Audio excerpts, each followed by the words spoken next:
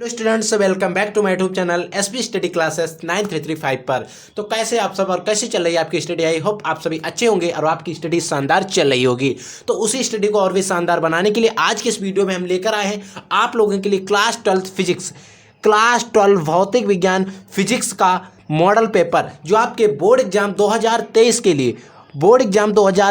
लिए बहुत ही ज़्यादा इंपॉर्टेंट साबित होने वाला है यूके बोर्ड वालों के लिए। हम बात करते हैं यूके बोर्ड की, यानी कि उत्तराखंड बोर्ड में जो 20 तारीख को आपका 20 मार्च को आपका जो पेपर है फिजिक्स का, 20 मार्च को आने वाला पेपर में से एक वायरल पेपर को हम लेकर आज के इस वीडियो में आए हैं। तो आज के इस वीडियो में हम आपको पूरा बताएंगे किस तरीके से पेपर आपका आएगा, किस तरीके से क्वेश्चंस आएंगे, किस क्राइटेरिया से क्वेश्चन आएंगे, किस प्रकार के क्वेश्चंस आपसे ज़्यादा पूछे जाते हैं, किस चैप्टर से क्वेश्चंस ज़्यादा आते हैं, उन सभी के बारे में आज के इस वीडियो में हम डिस्कस करेंगे। इसके लिए आपको वीडियो शुरू से लेकर अंत तक देख लेना है। तो सबसे पहले अगर हम बात करें तो यहाँ पर आपको साइड में देगा कि ये जो पेपर है इस कितने प्रश्न, कितने पेपर में कुल कितने पेज हैं, यानी कि जो पेजों की संख्या है वो आपको यहाँ पर दी होगी। नंबर ऑफ प्रिंट पेज, यानी कि प्रिंटेड पेज जो है इनकी कितनी संख्या है, तो पेज की संख्या यहाँ पर कितनी स्टूडेंट 8 है। और ये आपका दिया होगा पेपर कोड, ठीक है, ये पेपर कोड दिया गया है। और यहाँ पर आपको अपना रोल नंबर भरना पड़ेगा, आपका जो भी रोल नंबर हो, रोल नंबर आप यहाँ पर अच्छे से भरेंगे। आप अपने रोल नंबर को भरने के बाद यहाँ पर लिखा है समय, यहाँ पर आपको समय दिया जाएगा 3 घंटे, यानी कि 3 हॉर्स का, यानी कि 3 घंटे का समय होगा। उसमें आपको पेपर करना होगा 70 नंबर का। 3 घंटे का समय होगा, उसमें आपको 70 नंबर का पेपर करना होगा, उसके लिए आपको 70 नंबर दिए जाएंगे। फिर हम बात करते हैं कुछ इसके निर्देशांक होते हैं, निर्देश होते हैं, कुछ मोस्ट इंपोर्टेंट बातें दी होती हैं, उनके बारे में हम बात करेंगे। देखिए आप स्टूडेंट क्या करते हैं, समय की बचत के अनुसार वो क्या करते हैं, निर्देशों को नहीं पढ़ते हैं। इससे एक मान लीजिए बहुत बड़ी भूल कर देते हैं। आपको निर्देश 4 से 5 मिनट में अच्छे से पढ़ लेना है। तो मैं आपको यहाँ पर भी निर्देश समझा दे रहा हूँ। देखिए निर्देश की अगर हम बात करें, सबसे पहला लिखा है इस प्रश्न पत्र में कुल 30 प्रश्न है, यानी कि सभी प्रश्न अनिवार्य हैं। यानी कि पहले निर्देश बहुत इंपॉर्टेंट है। इस प्रश्न पत्र जो है इसमें आपके टोटल 30 क्वेश्चन है, इसमें से ऑल क्वेश्चन कंपलसरी, यानी कि सभी क्वेश्चन आपको करना अनिवार्य है। बाई चांस पेपर में मिसप्रिंट होने के कारण पेपर कहीं हो सकता है कि आपके पेपर में क्वेश्चन कम हो, तो आपने यहाँ तो पढ़ा ही नहीं, आप कम ही रख देंगे, तो वहाँ पर तुरंत आप कमेंट कर सकते हैं। आपके जो क्लास टीचर में, क्लास में जो केंद्र व्यवस्थापक लगा होगा, यानी कि आपके लिए जो टीचर की ड्यूटी होगी, उससे आप कहकर अपना पेपर चेंज कराएंगे। तो इसीलिए आपको पेपर के जो निर्देशांक होते हैं स्टूडेंट जरूर पढ़ लेना है। मेरी बात है, आपको माननी ही पड़ेगी, नहीं तो आप हो सकता है गलती कर दें। आपको निर्देशांक पढ़कर ही जाने हैं, ठीक है। अब हम बात करते हैं प्रश्न संख्या 1 से 8 तक, प्रत्येक प्रश्न 1 अंक का है। मान लीजिए प्रश्न 1 से जो और 8 तक के जो प्रश्न है वो 1 अंक के, और प्रश्न नंबर 9 से 18 तक के जो है वो 2 नंबर के हैं, ठीक है। जो प्रश्न नंबर 9 है यानी कि 18 तक कितने नंबर के हैं स्टूडेंट? 2 नंबर के हैं। और अंकों का है प्रश्न नंबर 19 से 27 तक, प्रत्येक प्रश्न जो है 3 अंक का, यानी कि प्रश्न नंबर 19 से 27 तक आपको जो भी क्वेश्चन आएंगे वो 3 नंबर के होंगे। तथा प्रश्न संख्या 28 से 30 तक प्रत्येक प्रश्न 5 अंक के हैं। अगर हम 5 अंक के प्रश्नों की बात करें तो 28 क्वेश्चन से लेकर 30 नंबर क्वेश्चन तक जो भी क्वेश्चन आएंगे वो आपके क्वेश्चन होंगे 5 नंबर में, ठीक है। इनको कहते हैं दीर्घ उत्तरीय प्रश्न, ठीक है। अब हम बात करते हैं तीसरा। देखिए हमें क्या दिया गया है, प्रश्न संख्या 1 से 4 तक बहुविकल्पी प्रश्न कह रहा है। प्रश्न संख्या जो 1 होगी वहां और 4 तक होगी, तो उसमें कितने बहुविकल्पी प्रश्न और बहुविकल्पी प्रश्न 1 नंबर का, यानी कि 4 नंबर का होगा। प्रत्येक प्रश्न के उत्तर 4 विकल्प दिए होंगे। उत्तर के में जो आपका होगा उसमें 4 विकल्प दिए होंगे, उसमें सही विकल्प चुनकर आपको अपनी उत्तर पुस्तिका में लिखिए। ऐसा नहीं आप पूरी रामायण सभी विकल्पों को लिखा, ऐसा कोई जरूरी नहीं है। पेपर भी कह रहा है आपको सही विकल्प चुनकर अपनी उत्तर पुस्तिका पर लिखना है, यानी कि अपनी कॉपी पर लिखना है, ठीक है। आगे निर्देश पढ़िएगा। प्रश्न पत्र में समग्र पर कोई भी विकल्प नहीं है। समग्र में यानी कि कोई भी विकल्प नहीं है। यदि 2 अंक वाले प्रश्नों में 2 अंक वाले प्रश्न, 2 प्रश्नों में 3 अंक वाले, 3 प्रश्नों में 5 अंक वाले सभी प्रश्नों में आंतरिक विकल्प प्रदान किए जाएंगे। यानी कि कह रहा है कि ऐसा नहीं कि कोई हर क्वेश्चन में आपको विकल्प दिए होंगे, ऐसा नहीं है। मान लीजिए अगर कोई क्वेश्चन दिया है, उसमें अगर मान लीजिए 5 नंबर का क्वेश्चन है, उसमें आपसे टिप्पणी पूछ रहा है। क्या पूछ रहा है स्टूडेंट?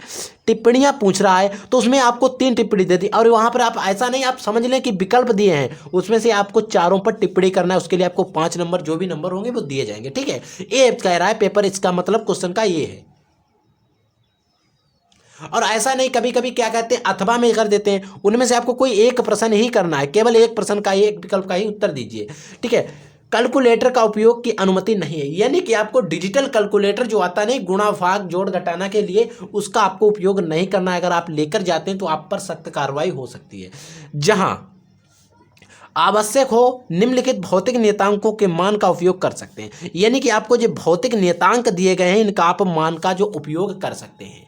जो भी ये नियतांक दिए गए इनका आप उपयोग कर सकते हैं। और एक मान लीजिए आपके लिए एक प्लस पॉइंट होता है यहाँ पर जो नियतांक दिए होते हैं, किसी प्रश्न पत्र में यहाँ पर दिए, किसी प्रश्न पत्र में अगर हम बात करते हैं तो लास्ट में भी दे देते हैं, पेपर के अंत में जो क्वेश्चंस खत्म होते हैं वहाँ पर दे देते हैं। इन नियतांक को स्टूडेंट पढ़ लेना। कभी कभी इन नियतांक से आपको क्वेश्चन फंस रहा होता तो वहाँ से नहीं, जैसे सी का मान होता है 3 × 10⁸ मीटर पर सेकंड इनवर्स, ये तो कंपलसरी होता है। एच का मान है, ई का मान है, म्यू जीरो का मान, यानी अवगाद्रो संख्या, यानी कि इनका सभी का मान दिया, इससे आपको एक प्लस पॉइंट मिलता है। अब फिर बात आती है इसमें, देखिए ये टोटल पेपर जो दिया गया हमारा इंग्लिश में दिया गया, वही जब देखिए दिया गया है there are in all 13 question in this question paper, all question is are compulsory, यानी कि सभी क्वेश्चन 30 दिए गए, इनमें सभी प्रश्न करना अनिवार्य है। आप लोग हिंदी मीडियम के हैं तो हम इसको छोड़ रहे हैं, आप इसको अगर पढ़ना चाहें तो पढ़ लें, अगर आप इंग्लिश मीडियम के हैं तो ठीक है। तो सीधे हम प्रश्न संख्या पहली की तरफ चलते हैं। तो देखिए स्टूडेंट, पहला नंबर क्वेश्चन क्या है कि न्यूट्रॉन की खोज किसने की, यानी कि जो न्यूट्रॉन था उसकी खोज किसने की। देखिए उस वहां पर हमने जब इसके निर्देशांक पढ़े थे तो कह रहा था कि प्रत्येक प्रश्न का अंक जो है उसके सामने लिखा होगा, और देखिए 1 से 4 नंबर तक आपके क्या होंगे, बहुविकल्पीय प्रश्न। तो न्यूट्रॉन की खोज किसने की थी, देखिए न्यूट्रॉन की खोज किसने की थी, क्या आपके टॉमसन ने की थी, या रदरफोर्ड ने की थी, या चैडविक ने की थी, या सोमरफेल्ड ने की, यानी कि न्यूट्रॉन की खोज किसने की थी। आपको एक आंसर इस तरीके से टिक मार देना है और बता देना है। देखिए अगर हम न्यूट्रॉन की बात करें तो न्यूट्रॉन की खोज किसने की थी, तो न्यूट्रॉन की खोज हमारे जो एक साइंटिस्ट थे टॉमसन ने की। किसने की थी स्टूडेंट, टॉमसन ने। टा से होता है टॉमसन। देखिए नहीं स्टूडेंट, आप अगर हाँ न्यूट्रॉन की बात कर रहा है, देखिए हम एक ट्रिक आपको बता रहे हैं, वहां से आप एक गलत है, ठीक है। अभी हम बता रहे हैं, देखिए ईंट, आप देखेंगे ईंट पर नचे, देखिए आप इस ट्रिक समझिए। ई से हो गया इलेक्ट्रॉन, टी से हो गया हमारा टॉमसन हो गया, पा से हो गया प्रोटॉन, रा से हो गया रदरफोर्ड, ना से हो गया न्यूट्रॉन, और चा से हो गया चैडविक। क्या हो गया, चैडविक। तो हम देखिए हमसे पूछ रहा है न्यूट्रॉन की खोज किसने की, तो हमारा तीसरा विकल्प सही होगा, यानी कि चैडविक ने की थी। हम आपको ये ट्रिक बता रहे हैं, आप इसको ध्यान रखना। आपका क्वेश्चन 1 नंबर आप इससे 100% क्लियर मान लीजिए, और आपसे कोई पूछता है तो आपको दिक्कत नहीं होगी। ई से हो गया इलेक्ट्रॉन, इसमें ईंट पर नचे आपको याद रखना। ई से इलेक्ट्रॉन हो गया, टी से टॉमसन हो गया, पे से प्रोटॉन हो गया, रा से रदरफोर्ड हो गया, ना से न्यूट्रॉन, चा से चैडविक, यानी कि न्यूट्रॉन की खोज वो की थी हमारे चैडविक ने। नेक्स्ट क्वेश्चन नंबर 2, चुंबकीय फ्लक्स का एसआई मात्रक वेबर होता है, टेस्ला होता है, फैराडे होता है, हेनरी। तो चुंबकीय फ्लक्स का एसआई मात्रक होता है वेबर। नेक्स्ट क्वेश्चन नंबर 3 देखिए निम्नलिखित में से कौन सी चुंबकीय फ्लक्स चुंबकीय तरंग नहीं है। तो चुंबकीय तरंग कौन सी नहीं है, एक्स किरण नहीं, गामा किरण नहीं, बीटा है या वृत्त। तो हम अगर सही विकल्प की बात करें तो बीटा किरण जो होती है वो चुंबकीय तरंग नहीं होती है, ठीक है। अब नेक्स्ट क्वेश्चन नंबर 4 देखिए। क्वेश्चन नंबर 4 दिया है, श्रेणी क्रम में संयोजित C1 तथा C2 संधारित्र के 2 संधारित्रों का प्रभावी धारिता C का व्यंजक क्या होगा। यानी कि अगर हम श्रेणी क्रम की बात करें तो जिस समय हम प्रतिरोध का लगाते थे उससे जस्ट अपोजिट, यानी कि उससे बिल्कुल उल्टा लगाइए। क्या C1 + C2, तो ये तो होता नहीं, ये तो श्रेणी क्रम में प्रतिरोध का इस प्रकार से होता है, तो ये तो गलत है। इनटू में कभी होता ही नहीं, इनटू में होता ही नहीं, तो हमारा दूसरा विकल्प सही होगा 1/C = C1 + C2, ठीक है। ये जो होता है हमारा सूत्र होता है किसका, श्रेणी क्रम का, वो भी किसमें होता है, संधारित्र में होता है, और ऐसा नहीं आप प्रतिरोध में लगा दी, ये गलत बात है, ठीक है। तो आई होप ये चारों क्वेश्चन आपको समझ में। अब हम लोग बात करते हैं क्वेश्चन नंबर 5 की।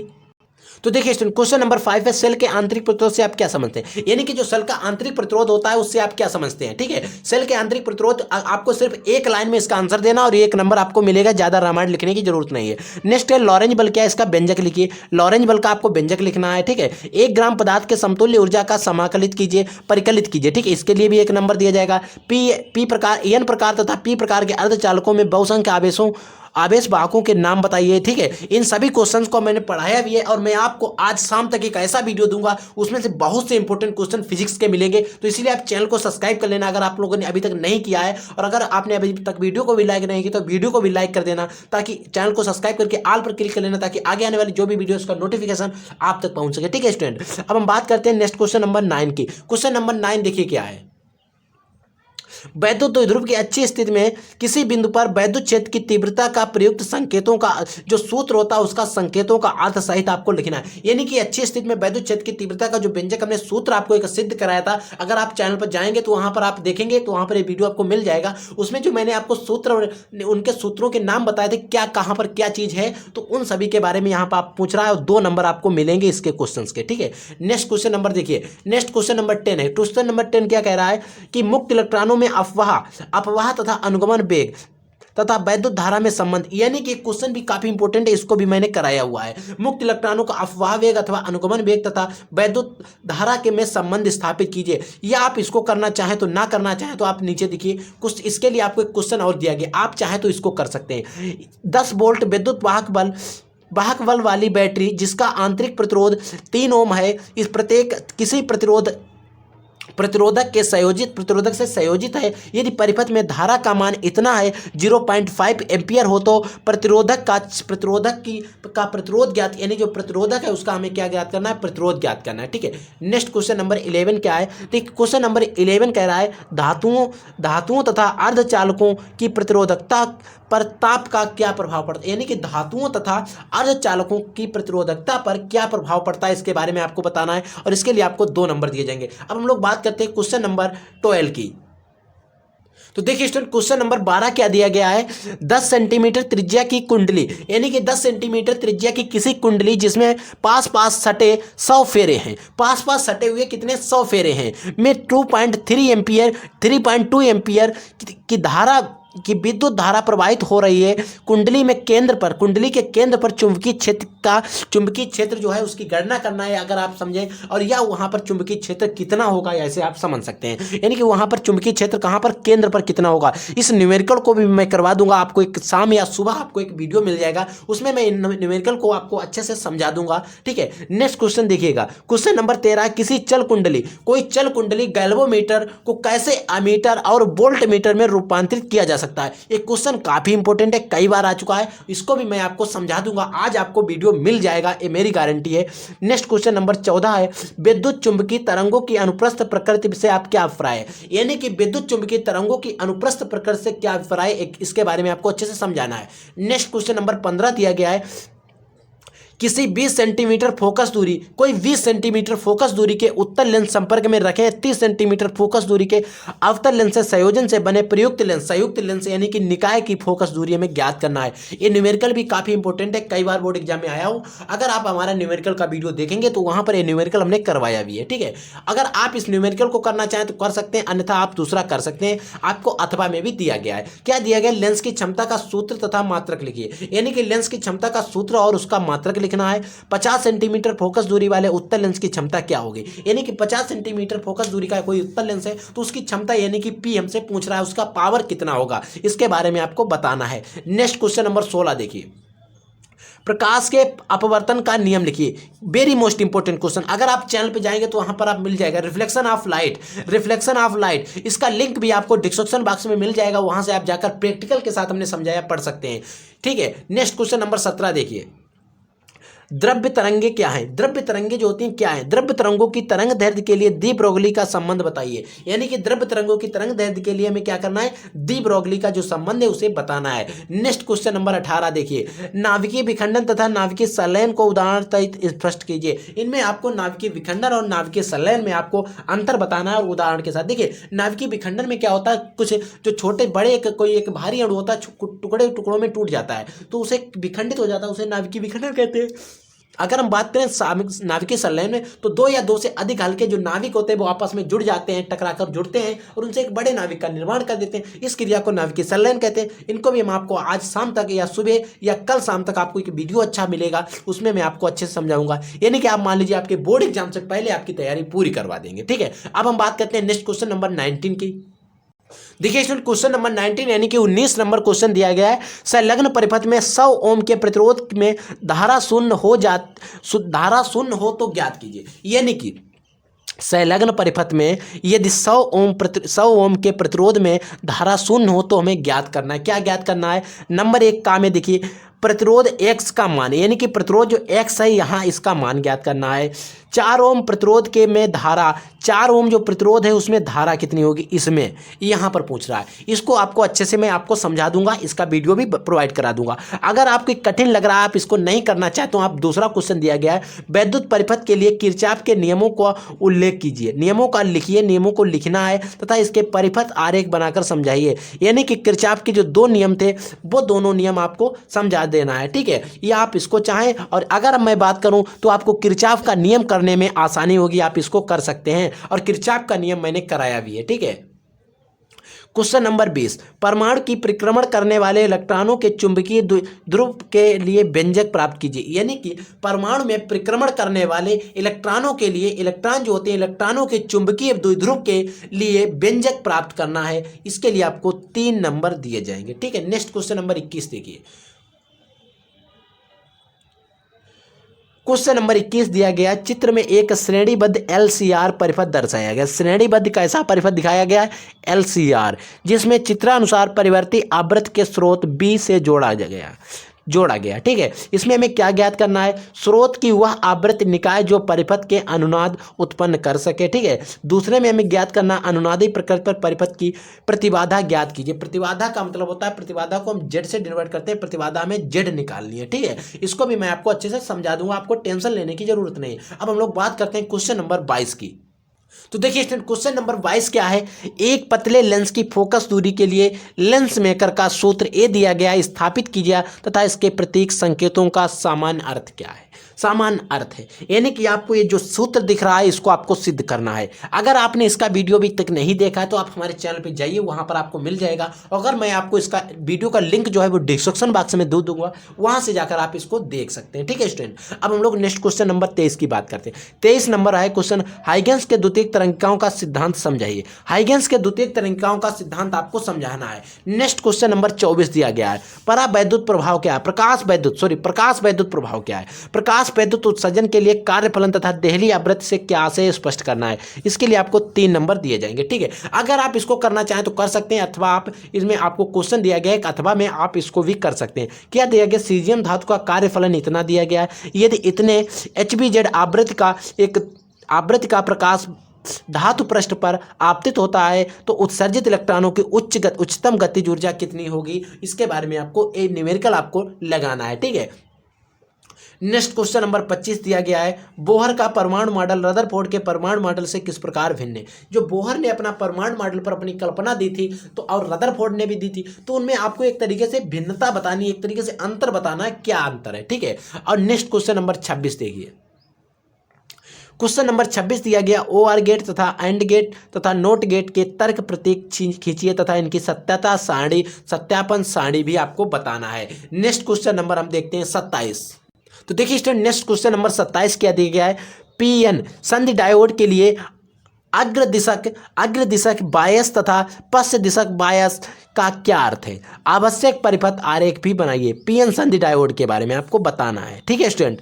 नेक्स्ट क्वेश्चन नंबर 28 है, वैद्युत फ्लक्स से क्या अभिप्राय है। वैद्युत फ्लक्स से क्या अभिप्राय है, वैद्युत स्थितिकी में गॉस का नियम लिखिए तथा इसकी सहायता से एक समान आवेशित अनंत समतल चादर के कारण वैद्युत क्षेत्र की तीव्रता का व्यंजक भी आपको प्राप्त करना है। इसके लिए आपको नंबर जो दिए जाएंगे पूरे 5 नंबर मिलेंगे।